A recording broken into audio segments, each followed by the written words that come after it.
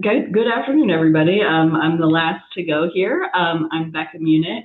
I'm an associate professor of biological and agricultural engineering at the University of Arkansas, and I'm going to sort of take us to a higher level, back to that nice pyramid that Dirk showed, and talk about how we are using satellite data at very large scales to think about management, especially for applications in nutrient management and recovery. So a lot of the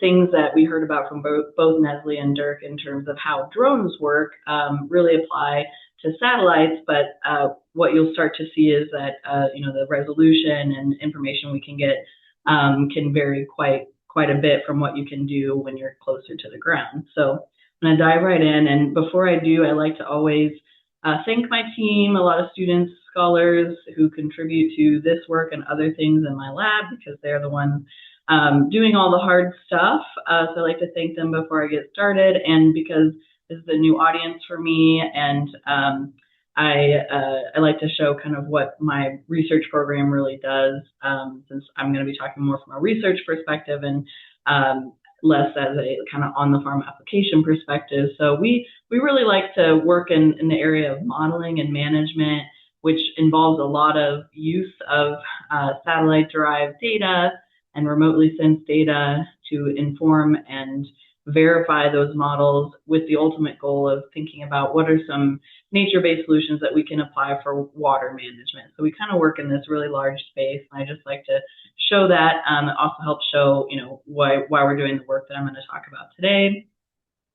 So the motivation for the work I'm going to discuss today is focused on livestock, because I know you're a livestock community, and I think it's like many things, large and small animal operations can impact both air and water quality, and we might want to be able to understand that. That's kind of what we've heard also from other presenters. But the kind of approach that I'm taking from this whole perspective is thinking about how they are an important source of organic matter and nutrients for recovery and reuse in ag systems. So I work with a center called STEP, Sustainable Technologies for Phosphorus Sustainability, and we're really focused on how do we do a better job of recovering, especially phosphorus, from a variety of waste streams like manure. So when we're thinking about recovery and reuse of manure or other waste streams, we're thinking at really large scales, and in fact, we're looking at the entire U.S. scale. So when we're doing that, it's very hard to use drones, because that would be a lot of flight time and student time, as we heard earlier. But if we don't have data on a large scale to inform recovery, it really is hard to think about what are the logistics, the economics of being able to, recover waste streams, combine waste streams, in order to be able to reuse them or create new products or even valorize those waste opportunities. So we're coming at this project and using satellite data to help inform recovery efforts. So currently, there's really no national spatially resolute database of livestock operations. What we have is a once every 5 years snapshot in time from the agricultural census. So that's at a county level. It gives us an idea of how many animals are in a specific county and the types of animals that are there. And that can help a little bit in terms of narrowing down the kind of search space for where do we have a lot of manure that could be potentially recoverable. But it doesn't really get us down to that level of detail that we need to think about economics and logistics. So there's other reasons in terms of recovery and management that the location of something like an AFO, and I don't know that anyone else said this term earlier, but I'm guessing that everyone on this call knows it, but an animal feeding operation or just kind of a centrally located livestock facility. One of the reasons it can matter where this data is in addition to recovery is that we have found in previous work that when these operations are clustered together, they tend to have higher emissions, which I think would intuitively make sense to most people that if you have a lot of things in one area, we see more of the waste from those things. So it can matter, at a county level, if all of your facilities are pretty spread out, maybe you don't see as many impacts, but you might also not have as much opportunity for recovery, because if they're spatially distanced, that makes it difficult to combine the streams of waste from different sources. And we also, I just want to recognize that in the same paper, we found that if we have clusters of even smaller operations, that they tend to have just as high emissions as larger operations. That's kind of what this chart is showing here. Clusters of low, which is lots of small operations mixed together, have similar nitrogen signatures. We saw this for phosphorus across both different kinds of seasons as sort of these larger animal operations. So location matters, not just from a recovery standpoint, but from an emissions to the landscape and ultimately into water or air. So location matters. I hope that makes sense, but we have no database. So one of the things that we would like to do, and what we're trying to do in this project, is to create a database of where livestock are that's more spatially and temporally resolved than a once every 5 years county level estimate.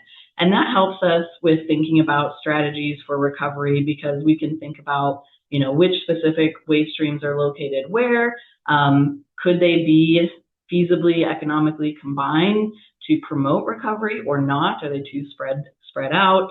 Do you have enough of a waste stream in a given area?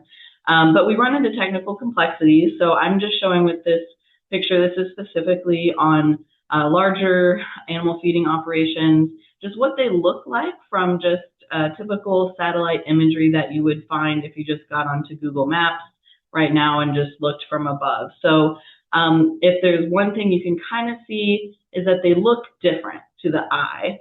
And so one of the first, some of the first studies that have been done to look at trying to map these facilities has been aerial image based. So where they just take these, RGB images, they train them, they say, okay, this is what a, dairy barn looks like, or this is what a swine barn looks like. And then they run their models, and then they can output estimates of where they think they are based on visual RGB color, right? But one of the problems, as I'm trying to illustrate with this slide, is that they all look different. And this varies quite dramatically across regions, across animal types. You can also get some issues of there are lots of structures out there that are long and rectangular, like greenhouses can show up and look kind of similar to like the top right picture. So if you're using only aerial-based classification, aerial image-based classification, it's likely that your model could be very good working for one kind of operation type or livestock type in one area, but when you try to scale up to the US, as we're trying to do, it doesn't work as well because things just look different. So what we're trying to do is not use aerial-based imagery, but other satellite-derived data, environmentally based predictors, to try to estimate across the entire US at a parcel scale. So that's, when you buy a house, the parcel that you own that comes with your house is a parcel. So we have, hundreds of thousands of parcels across the US. So we're trying to say, on a parcel by parcel basis, do we think it's likely that there is a livestock operation at that parcel or not? What the map I'm showing here is not the number of animal feeding operations across the US. This is just places where we have publicly available data that we can use to train our model. And you can see it's really heavily weighted towards the Midwest and East, with a few of the sort of West Coast states where we have some data. And it doesn't mean it's comprehensive data that we have information for all those livestock in all those states, but those are just some places that we do have data on where some of these livestock operations are. And that's how we can build up these machine learning models to then predict where they might be in places where we don't have data.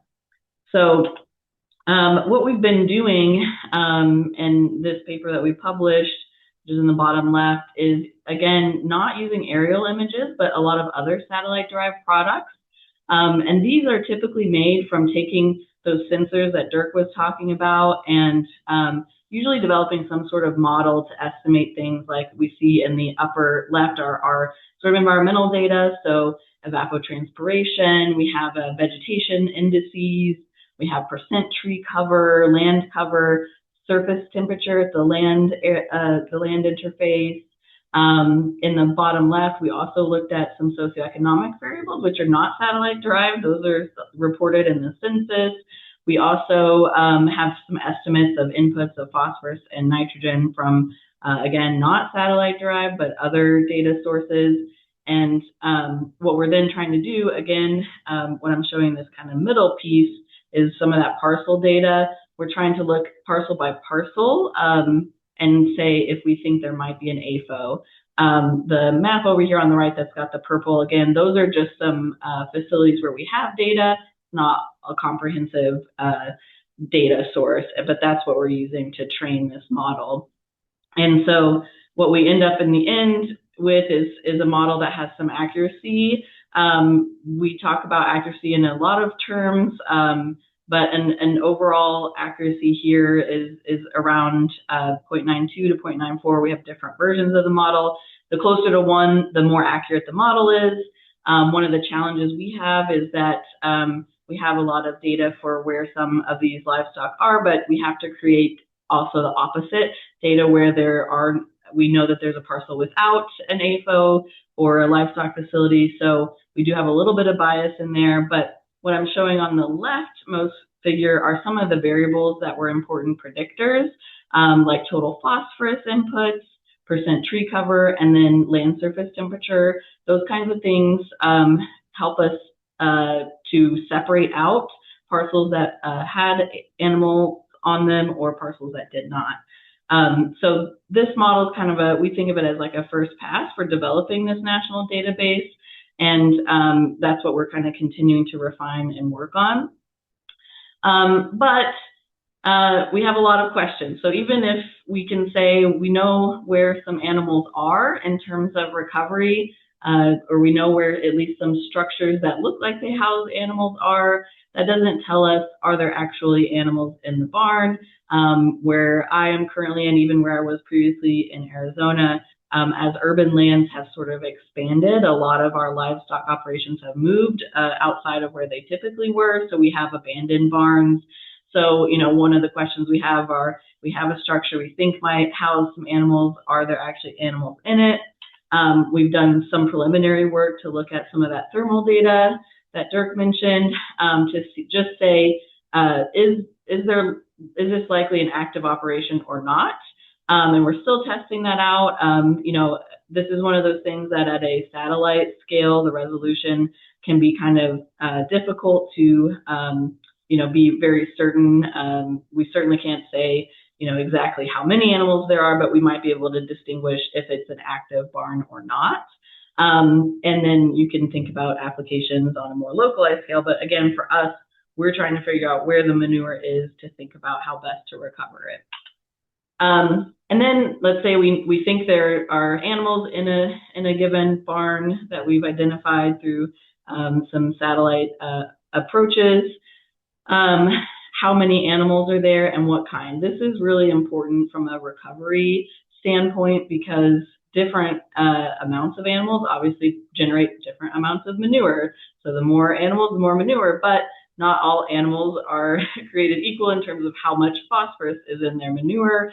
So knowing what kinds of animals is also really important for thinking about how much phosphorus there might be at a facility for recovery purposes. So one of the ways that we're currently doing this, and again, some preliminary work, it's not published yet, is we are extracting structural details and morphology of the barns themselves, primarily thinking about things like area, or even a perimeter to area ratio, which can be helpful for saying, is this like a long barn or a short barn, which can help us with distinguishing different animal types.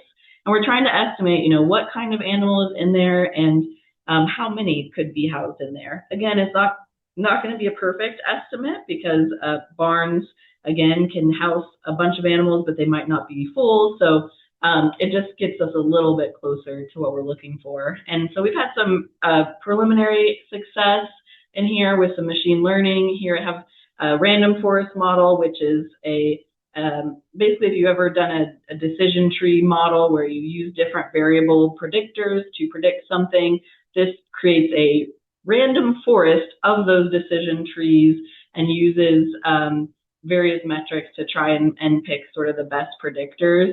So when I have random forest here on the slide, it's a modeling method.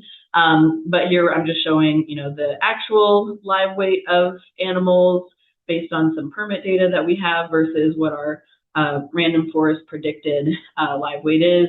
It's pretty good. We're working on improving this with adding some additional variables, but we can get a pretty good idea of how many animals are at or could be at a specific site. And this is just kind of we're exploring different types of animals. This is specifically swine, and this work was in North Carolina. So we're seeing how these relationships might change by different types, and then also trying to use that to see if we can predict the animal type based on the structure. And then, of course, you might be asking yourself, the next step, if you're thinking from a management and recovery standpoint, you might know where a barn is, that it has animals, and how many and what type of animals are there, but where is the manure currently going? Because that impacts, the potential for recovery. So we have published a study where we did this the hard way. We were trying to figure out where manure was being applied, and we basically combed through permits. This study was done in Michigan. This included a research associate looking through thousands of pages of PDFs across only 13 facilities. It took quite some time looking at where the spray fields were, and then digitizing data on manure composition and application. And we were able to, I'm not going to spend too much time here, but we were able to look at how much phosphorus and nitrogen was applied, and where and how far it was going already, which also kind of helps us with the economic piece. So that's a lot of work, and certainly at a national scale we can't do that. So one of the things that we were wondering is if we could use satellite-based data. In this case, we're looking at radar data along with other covariates to figure out at least which fields were receiving manure. And we were able to do that in this paper with pretty high accuracy, as well as looking at how often those fields were receiving manure, which can also give us an idea of manure generated. So this study was published and certainly is something that we're continuing to work on, but I wanted to kind of show just a kind of broad scale of getting down to where is manure going so that we can think about the best ways that we could intervene and recover that manure if it's not already being used in a economically valuable way, so that we can promote more nutrient sustainability and management. So I think that's my last kind of content slide, and I think my takeaways are really just that if we want to advance at larger scales, better nutrient management recovery strategies, we need better data. And if we don't have that data through surveys or permits, remote sensing certainly offers a way to glean this information, especially at a large scale. So with that, I will stop sharing and turn it back over to Rhonda, I believe.